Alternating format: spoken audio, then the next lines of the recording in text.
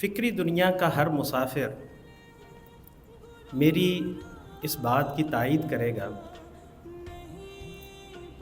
کہ جب انسان اپنی عمر کے آخری حصے میں پہنچتا ہے تو وہ اپنی فکر میں پختہ تر ہو جاتا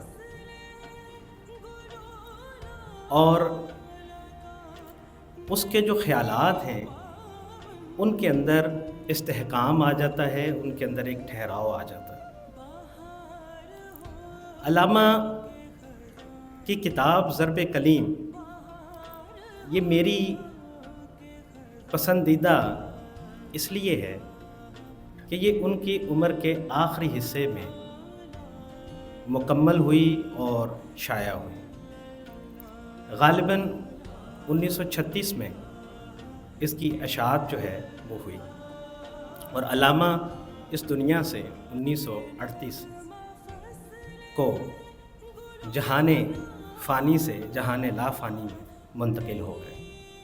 لفظ انتقال بڑا خوبصورت ہے اور یہ موت کے فلسفے کو بڑے اچھے سے بیان کرتا ہے۔ وفات ہو گئی، مر گیا، اس سے زیادہ بہتر لفظ ہے انتقال، منتقل ہو گیا، ادھر سے ادھر چلا گیا۔